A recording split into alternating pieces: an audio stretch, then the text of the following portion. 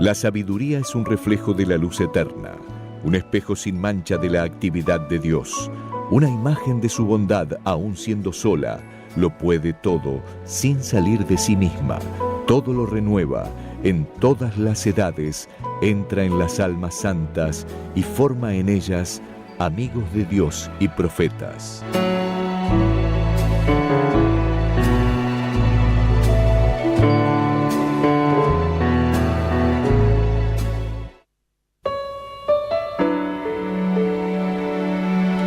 Entramos así al bloque formativo en este ciclo sobre las quejas de la vida y la neurosis que estoy dando en el programa todos los sábados. Habíamos quedado en el último encuentro del programa anterior en tener en cuenta, frente a las quejas, siempre esa mirada sobre aquello que produce insatisfacción interior, porque siempre a la base de las quejas se van juntando, por eso hablé de la palabra sumatoria, es la suma de varias insatisfacciones que hacen que uno después se torne una persona quejosa, ya padezca una histeria con rasgos que la van delineando. Hemos hablado de una exagerada emotividad, un aumento de sugestionabilidad que se da en la persona. Si bien esto lo estoy tratando el día domingo, las sugestiones en las distintas estructuras, ahora estamos viendo la estructura depresiva los domingos, los invito más tarde al programa a la noche nuevamente. Y también tener en cuenta que un aumento de sugestionabilidad fuera de lo que se puede considerar, entre comillas, como normal, puede hacer que la vida también se nos presente de otro modo, ¿no? Porque el cúmulo de sugestiones hace que una persona se torne muy histérica, porque ya no se soporta a sí misma, porque le está tocando especialmente la plataforma donde se cultivan las sugestiones, que, como explico los domingos, son los sentimientos. Los sentimientos suministran energía al cerebro, entonces una persona sugestionable es una persona con una libido, o sea, una energía psíquica que lleva el deseo a lo exógeno, muy debilitada, muy vulnerabilizada. Y también hay que tener en cuenta la hipersensibilidad del yo que se da en las personas que por un modo o por otro, o sea, ya sea porque no han sido instruidas o bien porque no han usado el sentido común, que es tan valioso, y se tornan hipersensibles, y uno en la vida tiene que tratar de aprender en la medida que puede a tomarse las cosas con una altura cada vez más elevada, porque nuestra vida es como el reloj biológico, ¿no es cierto? Digo, es como él, estoy hablando de una comparación, en el sentido en que uno tiene que ir elevándose, uno está más cerca de la eternidad cada día, porque ya empezó la misión nuestra, la vamos desarrollando y hay que mirar la eternidad más. Fija tu mirada, ¿no?, en la eternidad, como dice Santa Clara de Asís. Realmente uno tiene que ir dándose cuenta que hay etapas de la vida, hay una etapa para esto, una etapa para aquello, no tenemos la misma edad, etcétera. Entonces, empezar a mirar un poquito más las cosas que huelen al sinfín, que es la eternidad. Y cuando uno empieza a elevarse más en la mirada respecto de las cosas cotidianas de la vida, la hipersensibilidad disminuye totalmente y uno se torna una persona madura, es decir, que a cada cosa le da la importancia relativa.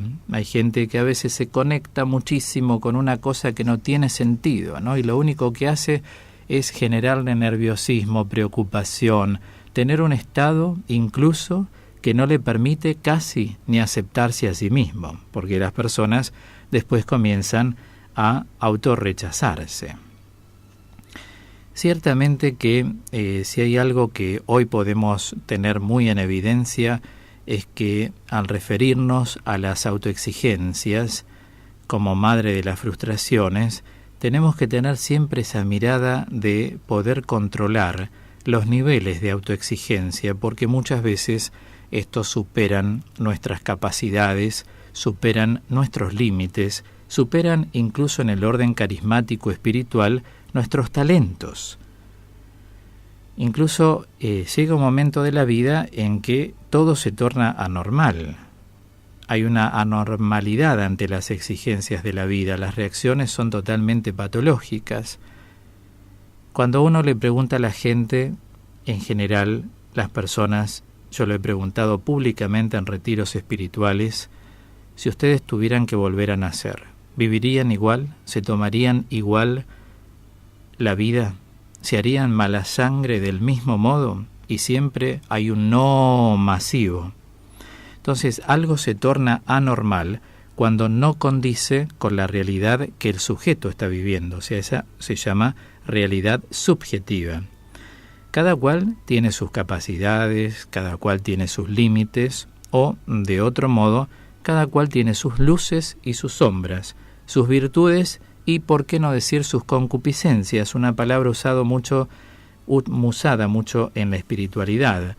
Las concupiscencias son las tendencias al desorden en el poder, en el tener, en el placer sensible.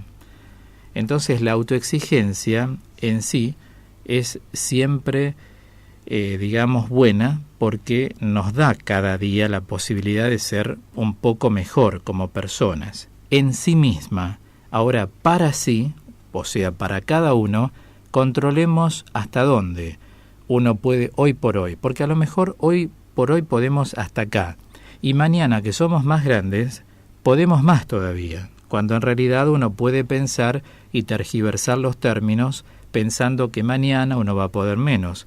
Hay gente que cuando madura logra un montón de cosas en la vida. ¿Gracias a qué? A la maduración de la vida. Por eso uno puede realmente ser mucho mejor mañana, si aprendemos a superar el hoy. Cuando la autoexigencia, en cambio, se eleva por encima de los niveles normales, llama a una amiga íntima que se llama la frustración. Por eso los niveles de normalidad dependen de cada persona, ya que cada uno es uno y es único. En el plan de Dios y en la existencia humana podemos completarlo de este modo, diciendo que también forma parte de Dios la existencia humana. O sea, los niveles de normalidad no se miden milimétricamente en términos matemáticos, sino que se miden en todo caso, si podemos hablar de medir. Yo también usaría un verbo que uso mucho en ética, que es se evalúan por la intensidad del síntoma. Los síntomas que vamos a tratar en breve, podríamos decir hoy que son síntomas que producen agresión, que producen un sentimiento peyorativo, donde uno baja la autoestima, también hacia los demás. Se puede tornar en déspota inclusive, no importándole nada, como dice mucha gente, no me importa nada. Sí te tiene que importar. Te tiene que importar tu persona y te tienen que importar los demás, que son también personas. Esto nos va dando, el carácter o la pauta del carácter de la anormalidad. La intensidad del síntoma de la frustración, tanto a nivel espiritual, a nivel psicológico y a nivel espiritual, nos lleva a evaluar el nivel de autoexigencia que estamos teniendo. O sea, así como alguna vez sostuvimos, si una persona está angustiada, en los 3 tipos de angustia, vital, la mundana existencial y la intrapsíquica, ya las vamos a tratar, intentemos bajar la ansiedad siempre frente a la angustia, porque al bajar la ansiedad, decir, las cosas me las voy a tomar, pero apoyando el pie en el pedal de freno, voy a frenar. Y uno va disminuyendo los niveles de angustia. Al disminuir los niveles de angustia, disminuyen los niveles de ansiedad. Por eso a veces magnificamos demasiado, o a veces la gente dice en un lenguaje muy coloquial, no te des tanta manija. Claro. Hay un secreto clave que es el grado de comunicación intensa que cada uno tiene con las realidades objetivas. No se conecten así nomás con las cosas. Por ejemplo, alguien va a una reunión y una cuñada le tiró así una indirecta y la persona vuelve a la casa, no puede dormir por lo que le dijo y piensa, yo que soy tan buena o tan bueno con él. No se queden conectados con eso. Que cada uno se haga responsable de las palabras que pronuncia. O sea, si alguien dijo algo malo, sé valiente y sabe responder. La defensa siempre es lícita, pero hay que saber cuándo, con quién y dónde.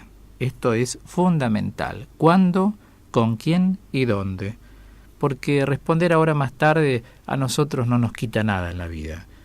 Siempre la prudencia se la llama la virtud reina, ¿no? Porque ciertamente gana la batalla, siempre. La prudencia gana la batalla de la vida. Y después, si piensan que somos tontos, lelos, si no nos damos cuenta de las cosas, ¿qué te interesa? Que piensen lo que piensen, no es tu responsabilidad. Tu responsabilidad es actuar conforme a tu conciencia sana y santa. Eso es lo más importante, porque no vivimos entre santos, vivimos entre gente de todo tipo, entre los cuales hay gente santa, pero hay gente mala. Hay gente que opta por la malicia, hay gente que opta por el desorden, hay gente que opta por tratar de agarrar armas peores a las que utilizan los demás. Ahora van a ver, no saben quién soy yo. Van por más. Esas palabras van en contra de los que las llevan encima, porque las personas que proceden mal se van marchitando, día a día se van apagando. Por una razón lógica, no son personas en amistad con Dios. Van perdiendo la gracia, y una persona que pierde la gracia es nada. Y como diría Sartre, la nada es una náusea. Es igual, es nada. Lo dice Jesús, separados de mí nada son. Yo me fijé en griego, en el original, a pesar de que algunas Biblias lo traducen como nada pueden hacer, es nada son. Es una cuestión de esencia. Las personas malas, las personas que optan por el mal, todo se les vuelve en contra. Terminan muy mal la vida, apagadas, marchitadas. El mal va en contra, devora a la persona. Es muy centrípeto, los envuelve y van hacia el centro de la persona. En cambio, la persona que ama siempre tiene posibilidades de seguir expandiéndose, porque el amor es presencia de Dios. Son personas en gracia de Dios. ¿Me comprenden hasta este momento? Por eso hay que disminuir todo lo que uno pueda, simplificar todo lo que uno pueda. La persona se va liberando de la angustia, siempre y cuando pueda ver. Si uno puede ver, uno puede evaluar. ¿Cuándo, dónde y cómo? ¿Cuándo, dónde y cómo? Si una persona ve y por tanto evalúa, ¿qué le queda? Actuar para liberarse, porque cuando uno evalúa, ya la actuación la tiene a su disposición. Ver, evaluar y actuar. Lo digo lentamente para que yo sé que cada oyente va pensando en su propia vida, ¿no? O gente que conoce. Todo esto es sabiduría en polvo. Por eso, a partir del próximo programa, el próximo sobre todo, vamos a hablar de los distintos tipos de angustia, la vital, la mundana y la intrapsíquica. Estemos atentos, llenémonos de todo esto y no nos perdamos lo que doy los domingos a la noche en el ciclo sobre la estructura depresiva. Todo está concatenado. En la formación ustedes deben advertir cómo todos los temas están eslabonados, así que a seguir creciendo a través de todo esto que vamos compartiendo. Cerramos este tema con un tema bellísimo que expliqué alguna vez sobre la soledad, y hoy en la voz de quien lo canta lo podemos disfrutar doblemente. Si uno está con Cristo, jamás está solo. Yo recuerdo siempre a mi abuela materna, Amalia, que vivía en las afueras del Gran Buenos Aires, y mis tías, mamá, les decían: mamá, ¿no te da miedo un poco vivir acá sola? Y ella decía: hija, yo no estoy sola, estoy con Dios. Ha sido una mujer, mis dos abuelas, de una fe elevadísima. Este tema se llama Sola no andarás porque Cristo está a tu lado.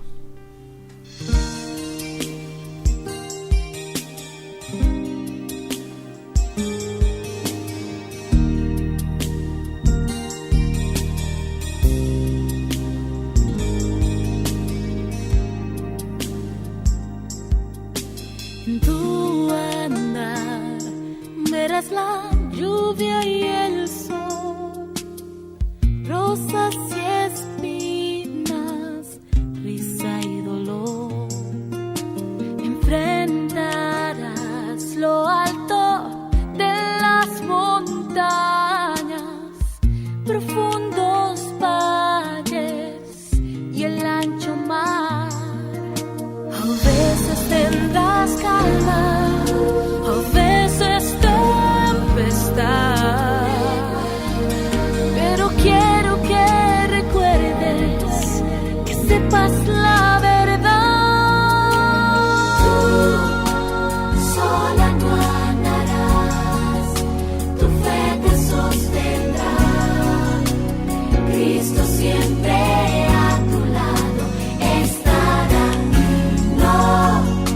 No importa dónde estés, si lejos de tu hogar, Él jamás te dejará. Sola nunca andará, nunca. La senda traerá maravillas y temor. Vendrá el llanto, vendrá el amor.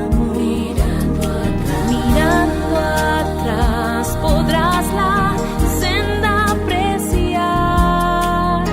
De los errores aprenderás.